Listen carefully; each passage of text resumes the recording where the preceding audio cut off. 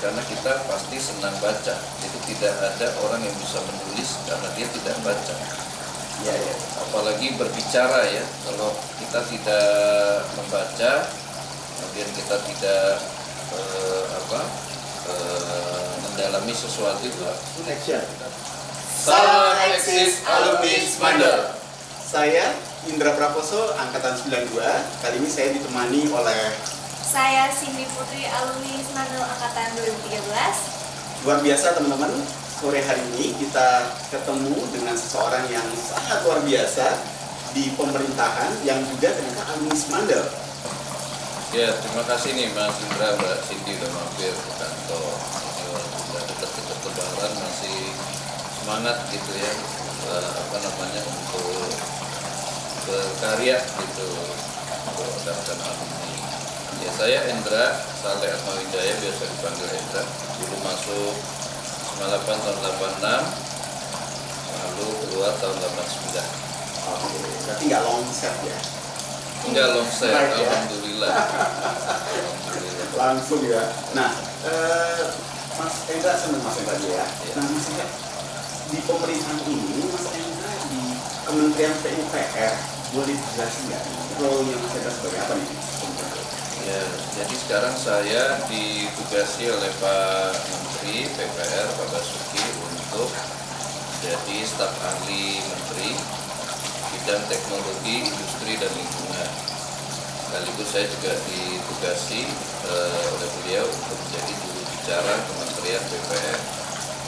Nah, ini memang satu tanggung jawab yang berat karena background saya kan sebetulnya engineer.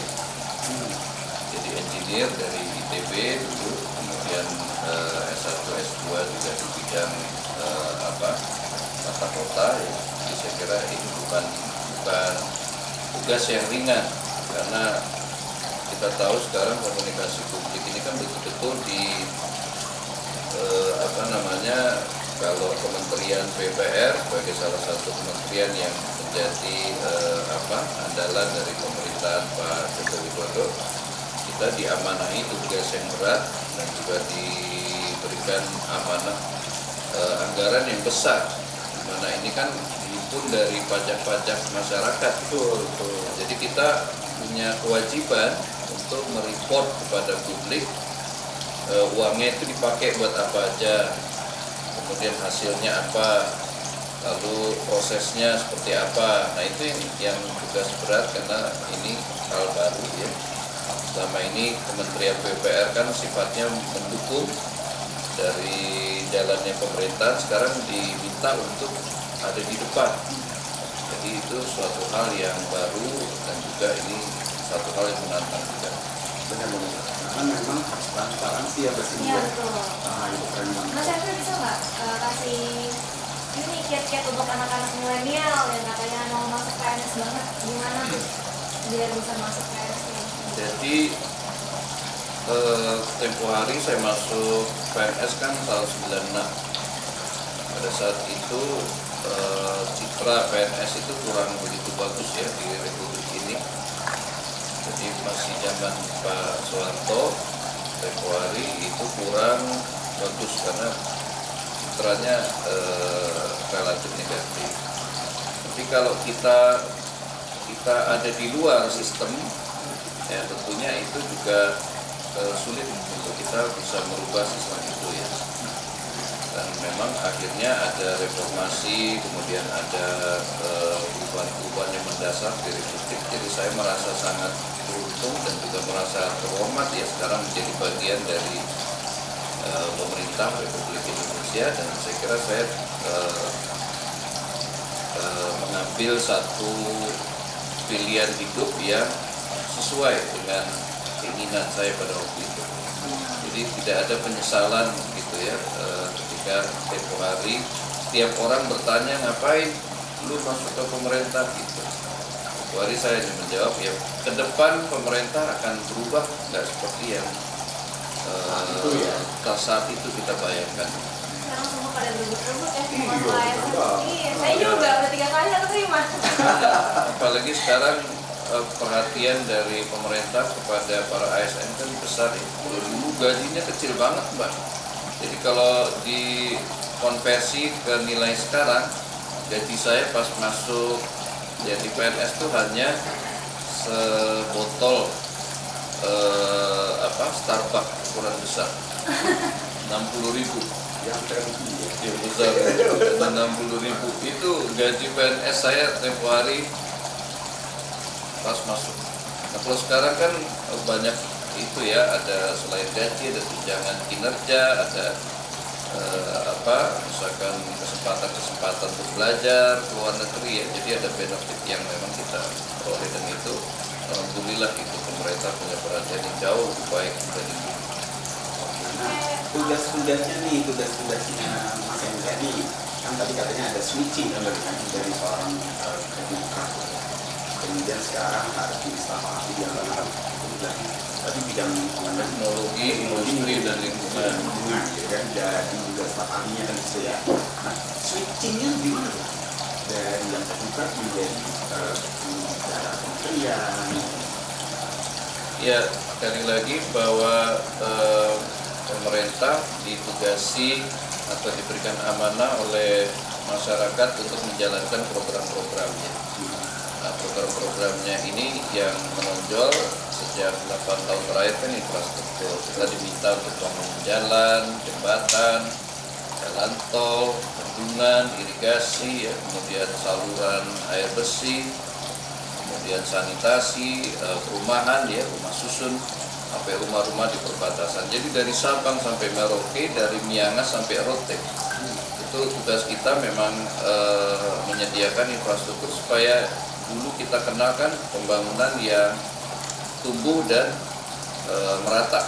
Jadi kita tumbuh tapi juga merata. Nah, jadi kita tidak hanya berpusat di Jawa tapi juga di Indonesia. Jadi yang selama ini belum tersentuh kita sentuh. Misalkan apa? Trans Kalimantan, pedalaman ya. Iya. Trans Papua, kemudian pulau-pulau terluar, pulau-pulau terkecil. Itu kita berikan layanan infrastruktur yang sebaik-baiknya. Sementara untuk kawasan-kawasan ataupun pulau-pulau yang memang sudah relatif maju, itu bisa kita tawarkan kepada investor. Jadi lewat skema investasi ataupun lewat skema kerjasama pemerintah, misalkan seperti itu. Jadi kalau yang di daerah-daerah yang sudah maju itu bisa dengan investasi, misalkan di Jawa tol Trans Jawa, kemudian tol Trans Sumatera, ya, kemudian di Balikpapan, di Kalimantan, di Bali, seperti itu. Nah, kita bisa fokus ke area-area yang tadi yang belum tersentuh lewat APBN di Kalimantan, di Papua, di pulau-pulau terluar, ya, terpencil, seperti itu di kawasan perbatasan. Gitu. Jadi itu Mas, jadi kita diberi tanggung jawab setiap tahun yang besar, dan ini kewajiban kami di Kementerian PUPR melaporkan sekali lagi kepada publik, ini uang yang dititipkan di kementerian ini dipakai buat apa. Nah itu, jadi kita harus menjelaskan dan kita harus membuat semua ini accountable dan publik juga bisa memahami. Nah, kemarin nih, tadi kan Mas Edo sampaikan ada pembangunan jalan, nah, sementara di beberapa anggapan masyarakat ini, masyarakat bingung mereka, buat apa sih dibangun trans Papua, trans Kalimantan atau Sumatera atau itu lah, yang di pedalaman siapa yang pakai? Nah, tujuan apa sih masyarakat? Ya itu Ada diperjelas. betul. Jadi kalau kita misalkan ya di kawasan perbatasan, kan kita ada masyarakat juga yang tinggal di situ, dan kita bisa lihat ya seberapa sulitnya kehidupan mereka kalau nggak ada infrastruktur. Kemudian jalan setapaknya juga sangat sulit untuk dilewati, itu untuk sekedar mereka untuk bertahan hidup ya. Belum lagi kalau kita bicara soal kesenjangan dengan negara tetangga, misalkan dengan Malaysia, ya di situ mereka maju, di kita kok tertinggal banget gitu. Jadi kesannya kita adalah warga kelas 2 gitu di situ. Nah ini kan Pak Presiden punya visi yang bagus menurut saya mengenai Indonesia sentris, sampai di pedalaman, di pulau-pulau terluar itu harus merasakan manfaat dari pembangunan. Nah, jadi dibangun jalan trans perbatasan yang terbukti sekarang bukan hanya mengubah peradaban di situ, tapi juga mengubah persepsi orang tentang Indonesia. Jadi mereka juga bisa lebih bangga di situ ya, karena ada pos-pos lintas batas yang bagus. Yang tadinya tuh kayak, mohon maaf ya, seperti kantor atau seperti yang sangat tidak layak gitu, seperti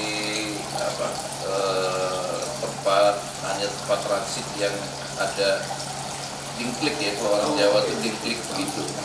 Jadi kayak hanya seperti pos satpam yang ada dingkliknya. Kalau sekarang mau masuk ke Indonesia, itu kita boleh bangga karena pos-pos lintas batasnya bagus. Dan di situ menjadi pusat pertumbuhan baru.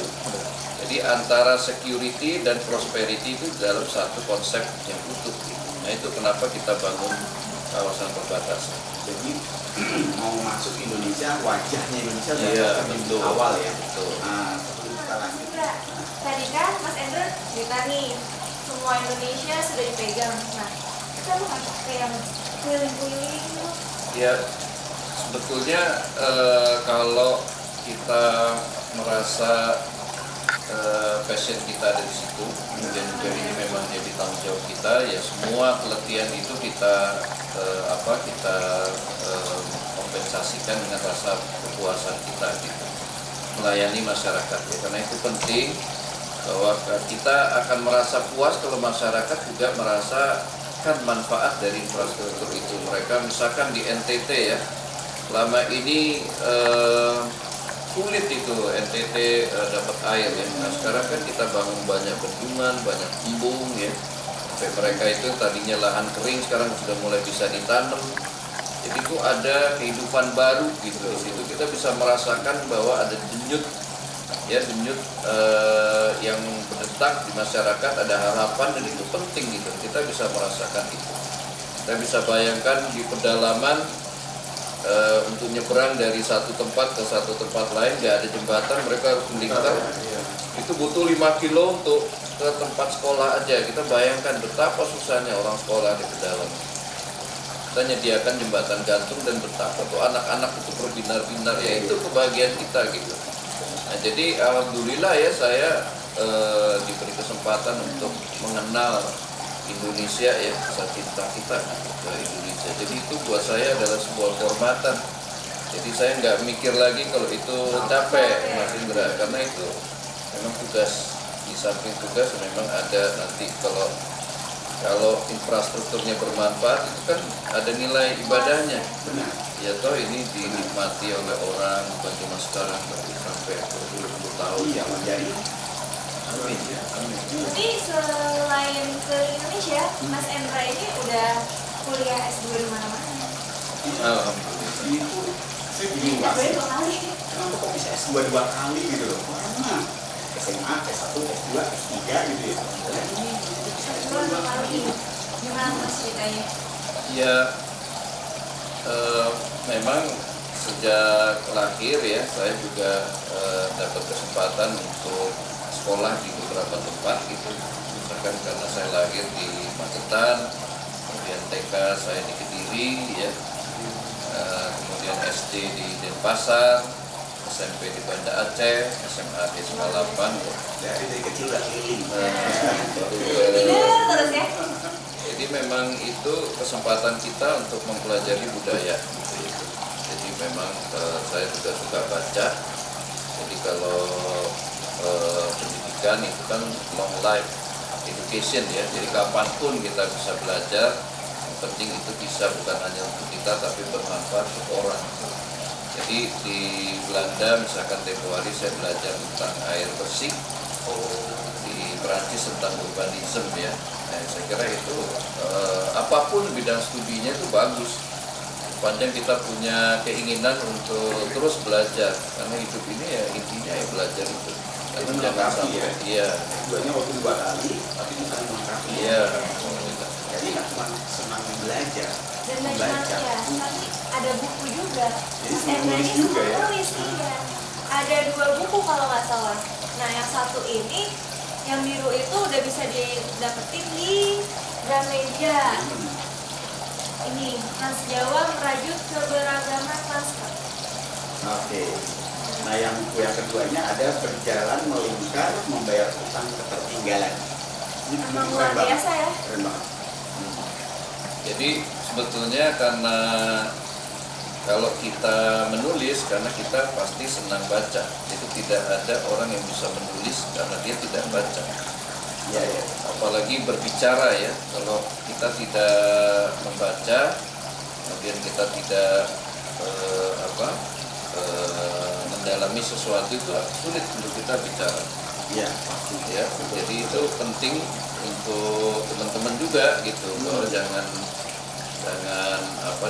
pernah berhenti membaca, kemudian juga jangan pernah berhenti untuk menulis. Jadi kalau ini adalah sebetulnya hobi saya ya.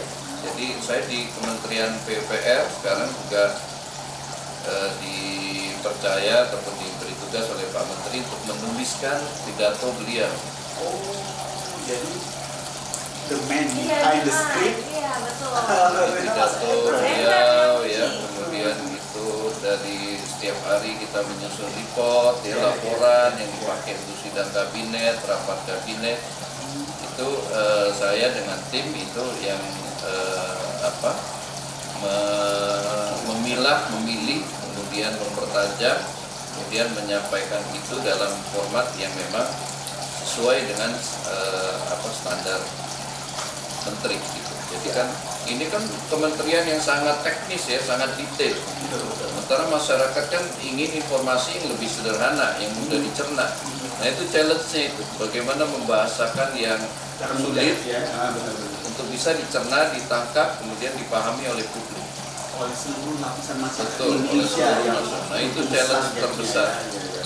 Karena engineer kan bahasanya ya bahasa baja, semen, ya kan, konstruksi ya. Nah itu kan very technical, very detail gitu ya. Nah, Merasa takut nggak mas awal-awal disuruh jadi jubir gitu?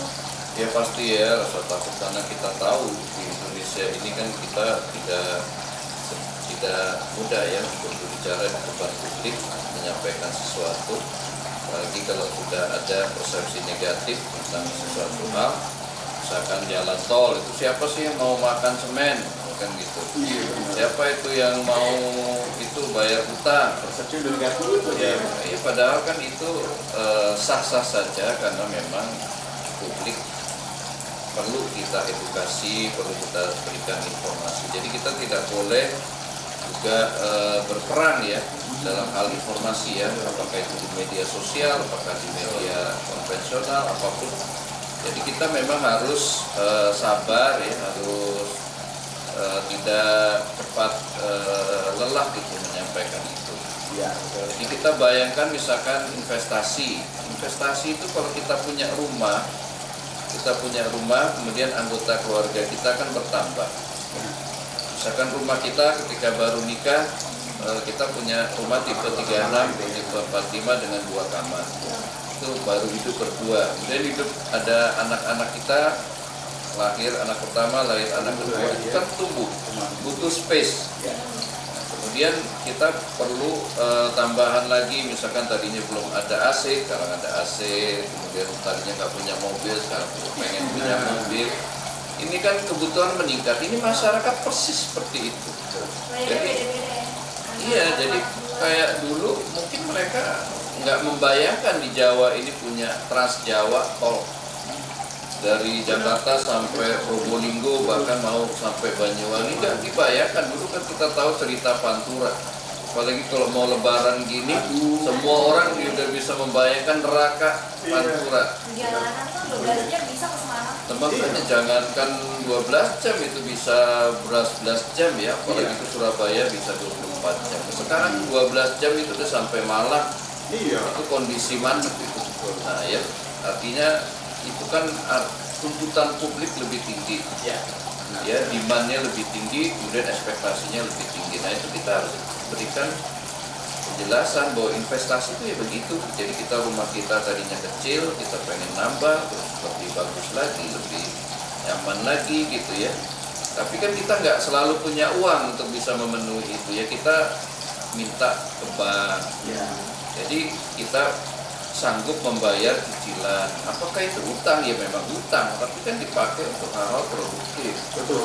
Jadi kalau nggak begitu ya kita nggak pernah punya rumah yang lebih gede kalau nunggu gitu loh. Jadi Udah terkumpul ya. demand-nya kan lebih cepat dari kemampuan kita untuk memenuhi atau menjawab demand tersebut. Nah itu yang terjadi dengan kita membangun tol. Berarti pada intinya pada saat pemerintah kita berutang untuk pembangunan itu sudah dipikirkan Iya. gimana cara membayar utangnya, kan gitu ya. Jadi kan itu sesuai kemampuan kita dan Iya. publik kan ikut gotong royong di situ kan lewat membayar tarif, ya toh. Kemudian ada ada peningkatan jaringan. Jadi tadinya cuma satu, sekarang ke sini, ke situ kan banyak sekarang tuh. Betul. Tadinya hanya di ruas Jakarta Surabaya, sekarang udah ada yang ke Malang. Tadinya cuma Jakarta Bandung, sekarang mau dikembangkan lagi ke Bogor, Sukabumi. Jadi terus berkembang jaringannya gitu. Nanti di mana memang naik gitu. Masyarakat tuh nggak cuma pengen naik mobil, tapi pengen cepet, pengen nyaman. Iya. Rest areanya sekarang kayak begitu, nanti udah beda lagi. Iya, Yang dipengenin itu rest area yang ada jogging tracknya, rest area yang ada tempat rekreasinya, rest area yang ada hotelnya, ya kita harus ikutin tuh. Nah kalau itu semua kita kita persepsikan dengan cara positif. Mas Indra, gini, ada satu hal nih, kan Mas Indra sudah berkarya itu lama ya, dari tahun 96 di PUPR, ya, di kementerian ini. Ya. Saya lihat, ini ada prestasi luar biasa di sini. Apa itu? Nah, Oh, tadi aku juga pernah lihat. Tadi barusan lihat dari kantornya Mas Endra tuh ada piagam gede banget. iya, Nah, 10 ASN terbaik ya Mas? itu luar biasa loh. Itu Gimana itu Mas bisa dapetin itu? Ya, itu pada saat saya masih di Kepala Biro Komunikasi Publik. Ya. Barangkali dari Dewan Jurinya itu kan pesertanya seluruh Indonesia untuk level eselon 2 ya, ASN eselon 2 itu dari pemerintah kabupaten, kota, pemerintah provinsi, pemerintah pusat, dan itu dicalonkan oleh menteri. Oh, udah mengajukan diri ya? Luar biasa. Jadi menteri kan mengirim surat, ini kandidat misalkan dari Bangga nggak sih Kementerian jadi PU. Keren banget. Piagamnya mana piagam? Semua kan, jadi nggak kita daftar kan, kalau itu kita mengklaim ya. Saya kira ini sebuah penghormatan ya buat saya, sebuah kehormatan sorry. Nah itu juga kepercayaan yang saya kira harus kita jawab. Nah, kenapa itu dinilai satu hal yang positif bagi Dewan Juri? Ya karena mungkin dampaknya yang dirasakan, inovasinya, kemudian juga metode kerja yang saya terapkan di kementerian ini. Karena basic saya adalah engineer, komunikasi publik saya dekati dengan cara-cara yang terukur. Nah, hari ini kita udah ketemu dan kenal lebih dalam dengan Mas Endra. Nah, Mas Endra, kok jadi sama soalnya Indra dan Indra nih? Kayak Thompson sama Thompson. Iya, jadi sama nih. Kan usia kita juga sama. Sama. Saya 52, Mbak 25. 25. Beda. Sama kita, Mbak. Tenang aja. Bangga banget ya ternyata jadi alumni Semalaman tuh. Iya dong, keren banget lah. Keren banget. Jadi emang. saya mau menyampaikan terima kasih ke alumni Semalapan. Jadi saya bisa begini pasti karena Semalapan. Jadi saya merasakan kompetisi kehidupan paling ketat itu terjadi di Semalapan. Betul. Jadi Akhirnya menyuarakan hati kita ya selama sekolah. itu betul-betul membentuk karakter ya. Jadi saya pada saat sekolah itu saya cobain semua. Saya ikut gerak jalan, Iya. terus saya ikut ke gunung. Oh, wah parah tuh. Ya, pokoknya ada acara saya ikut, Iya, asik. sains mau ada acara sains waktu itu Risma. apa namanya? Risma, saya ikut, ke Garut, kemana-mana tuh ikut. Terus ada lomba catur saya ikut, terus lomba matematika ikut, Tuh, semuanya diikutin. semua ikut. dong. Terus ada LLP, lomba lintas pedesaan, dulu kan legend banget itu, dari Bogor jalan kaki sampai ke Depok. sekolah ya. Dari Ambisiusnya Semalaman ada ya? Nah, jadi pada saat itu ketika saya masuk ke lingkungan tertentu, saya merasakan iklim kompetisinya nggak seketat di SMA 8. Karena di situ, coba bayangkan di situ orang-orang yang menurut saya hebat-hebat. Dan saya beruntung ada dalam kompetisi yang sangat sehat di situ. kita berteman tapi kita juga berkompetisi. Betul. Nah di situ luar biasa, dan guru-gurunya di situ sebetulnya apa ya, tugasnya ringan karena mereka bekerja sendiri gitu loh. Udah bersaing sendiri sih. Nah iya, jadi Kecuali kalau ada dipanggil polisi ya. nah Itu kita lagi udah pakai polisi. Dikit aja. ya itu ya, jadi itu kejadian tahun 89, 6 bulan menuju lulusan kalau saya nggak keliru ya. Nah itu ada satu peristiwa kenakalan remaja biasa kan, ya namanya kriminal kan. namanya remaja berantem biasa kan. Nah, itu berantem ya, berantem tapi karena tempo hari kebijakan kepala sekolahnya kita nilai kurang arif, itu dikeluarkan teman-teman kita ya, kita tentunya nggak setuju ya. Kenapa ya, ini kan menyangkut masa depan orang, tinggal 6 bulan kalau dikeluarkan dari sekolah, lalu dia mau bagaimana meneruskan sekolah gitu ya. Tolong dicari solusi lain. Nah, caranya tempo hari kita demo lah kira-kira gitu ya, demo yang kita organisir. Nah, sampai akhirnya itu dapat atensi dari Kanwil, dapat atensi dari orang tua ya, termasuk dari polisi. Jadi tiba-tiba 3 jam sesudah demo, polisi datang dan kita diminta untuk ke sana, ke Polsek ya tempat itu. Polsek yang di depan McDonald sekarang itu. Iya. Nah, tapi karena ada orang Kanwil yang datang, nah kita datang dulu ke Kanwil, jelaskan ke apa duduk masalahnya apa. Saya pikir apa nggak ada solusi yang lain yang lebih arif. Ini teman-teman ini kalau dikeluarkan bagaimana cara mereka untuk dapat sekolah lagi? Mereka harus ujian yang 6 bulan lagi masuk perguruan tinggi. Kan masuk akal ini kita tuh. Kenakalan remaja gitu loh, namanya berantem kan menurut saya biasa aja gitu ya. Tapi karena memang ada 1-2 hal yang kurang mulus gitu hubungan dengan beliau, jadi seperti itu. Nah tapi akhirnya sore-sore kita harus ke kantor polisi tuh menjelaskan sudah dari Kanwil ya, sampai jam 10 malam. Sampai akhirnya mereka bilang, kamu kalau sekali lagi ngadain begitu, saya tangkep gitu kan, kira-kira gitu ya. Nah, saya pulang ke rumah tuh jam 10 malam. Ibu udah, nah itu banyak teman-teman tuh nungguin dari tadi. Oh iya, oke. Akhirnya saya temuin, ngapain kalian di sini? Besok demo lagi ya gitu. Lu gila gitu. Mas Hendro kayak pelopor ya berarti. Iya, jadi besok demo lagi ya. Mereka seneng karena nggak sekolah tuh. Jadi seharian nyanyi-nyanyi di lapangan, begitu kita menguasai forum gitu. Guru-guru nggak bisa ngajar, guru-gurunya kan kita kunciin.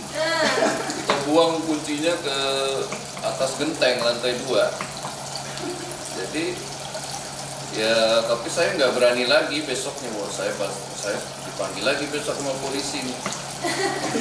Iya tuh, nanti Itu diancam lagi, ditangkap kalau ya, itu kan di BAP-nya untuk tidak mengulangi kan gitu toh. Berarti ini kan ada semacam apa namanya? Indikasi. Nah, kalau saya melakukan lagi pasti di BAP lagi.